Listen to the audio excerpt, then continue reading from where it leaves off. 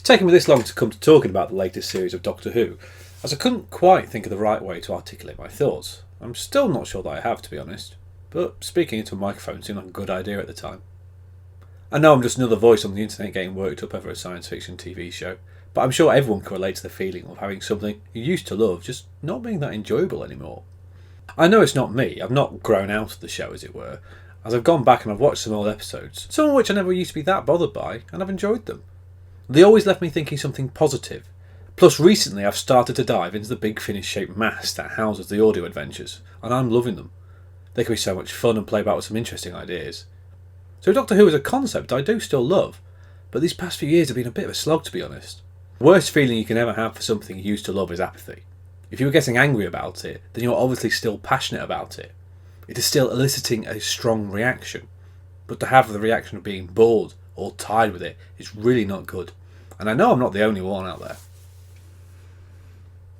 After the first series of the new era, I wrote a long rant about how I wasn't really enjoying it at that point, and I still stand behind that opinion, but as the new series approached, I wanted to come in with an open mind. Every new Doctor's first few steps are always a bit clunky, especially with a new writer too. Everyone's still trying to find their feet and get their rapport between everyone just right, and with over a year between the two series, it will give them all the opportunity in the world to get everything right. Right? Right? I don't want to get into every single episode of the new series in great detail, especially most of them were just filler and nothing of any true consequence happened. Well, apart from one episode. But I just want to quickly talk about each of them now. Spyfall Part 1. Bog standard espionage homage. Some sci-fi elements thrown in with a know-it-all baddie, and then suddenly, the Master's back again. Okay, could be fun. Spyfall Part 2. Couple of interesting moments, but felt like Chibnal didn't really know how to end this one. Orphan 55. Probably the worst episode of Doctor Who since it came back in 2005, with a preachy message bolted onto the end. Nikola Tesla's Night of Terror. A by-the-numbers pseudo-historical romp. Fine to turn your brain off to for 45 minutes. Fugitive of the Jadoon. Definitely a story of two halves. First half, a boring alien run-around type story with one of the more boring aliens created in recent years. And then suddenly, a massive plot twist that sets up the rest of the series to be extremely interesting and potentially even get lapsed old fans back on board. Yeah, this could be great fun. Oh, and Captain Jack turns up again. For no other reason than John Barrowman was finally back in the country for the right time of filming the show. And it's never really brought up again for the rest of the series. He never even meets the Doctor in this episode. Anyway, Praxius had the massive problem following on from the previous episode, but it didn't help that it was extremely boring and predictable. I've actually forgotten pretty much everything about this episode until I went back and rewatched it. And that just proves how meh it is. Can you hear me? Another interesting idea with a quite sinister and creepy core concept, but executed pretty mediocrely. Is that a word? Should be a word. The Haunting of Villa Diodati. Because if you're going to do a Mary Shelley story in Doctor Who, you do it as a Sideman story. It's so obvious that it's already been done. Though I will say the design for the lone Sideman was really cool, with some nice nods to Shelley's original story in the design. Ascension of the Cybermen. Pretty standard part 1 of any new Who two-parter, all set up with very little payoff. Plus lots of dialogue of all the characters telling us how we should be feeling, and that has been a problem throughout the Chibnal era so far. But with one interesting subplot of a family in Ireland.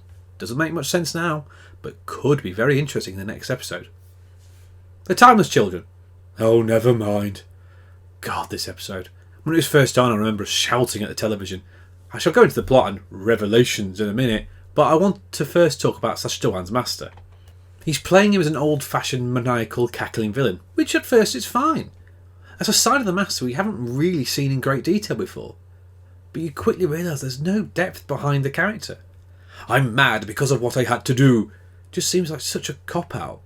They go to great length revealing what he found out, eventually, and why he had to burn Gallifrey. But it just doesn't make sense, and seems so one-dimensional, especially when compared to previous schemes by the character. But my main gripe with this characterisation is that it goes against all of the character development Missy went through when we last saw it with Peter Capaldi. A character arc that lasted for most of Peter Capaldi's final series, but has now seemed to have been pushed to the side because of reasons. I know Sacha's master could have been earlier in the timeline, but that idea hasn't really been raised in the show. Normally when you see a character at different points in their timelines, they make a big thing about it, a la whenever we see River Song. But not one thing has been said this time. There is every possibility this will be addressed later, but that just stinks of lazy writing. Speaking of which, Bad writing segue onto my next point. Chibnal seems desperate to make the show his own, but not just to put his stamp on it, but to say everything that he says is now gospel. So most of this episode is exposition and lots of new stuff to be added into continuity and lore. Something I think lots of fans do love. Hell, Big Finish love doing this and make a ton of money doing so. But what Chibnal does here is so...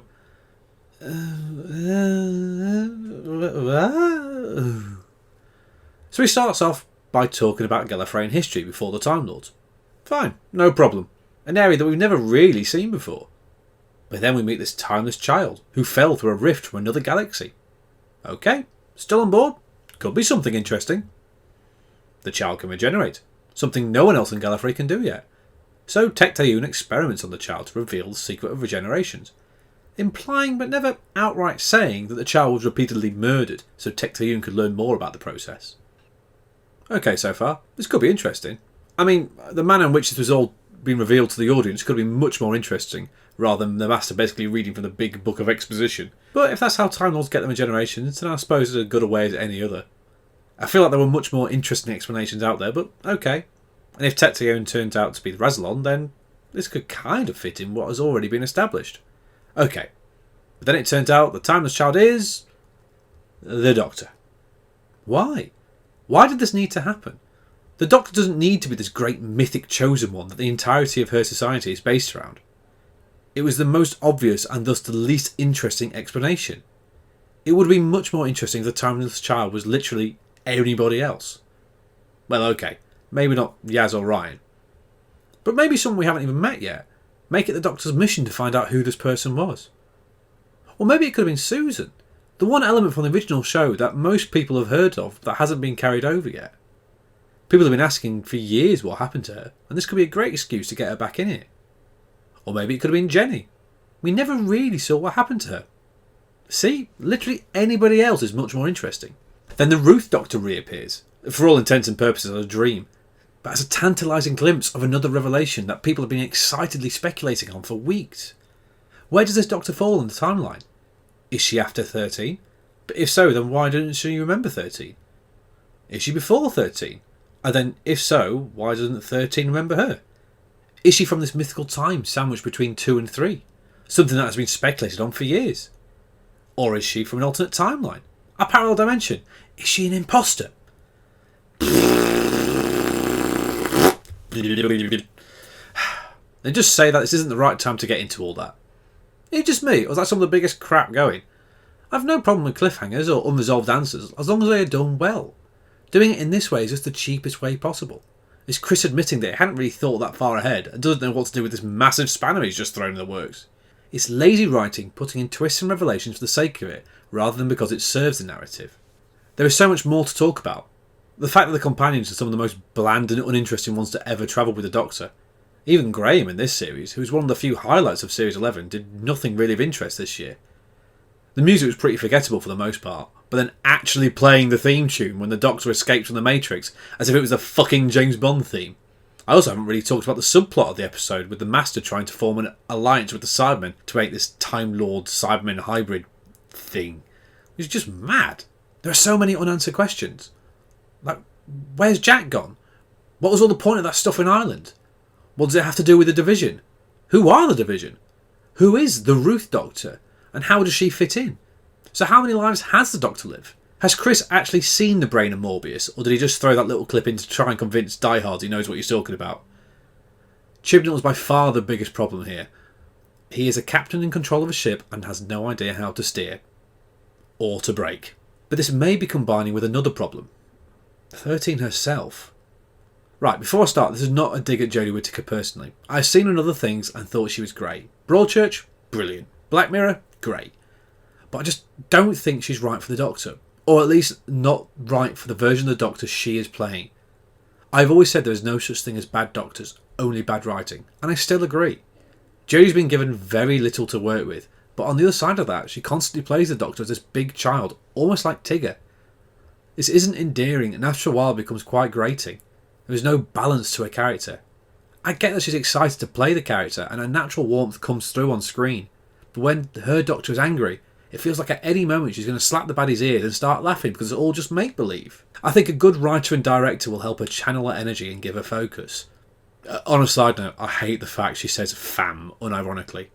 I know that I'm not down with what's hip, just shown by the fact that I've just used the phrase down with what's hip. But her saying this feels like a board meeting was held with lots of people all in their 60s and 70s debating what word they think the young people of today will most relate to. I love Doctor Who, and I have done for years.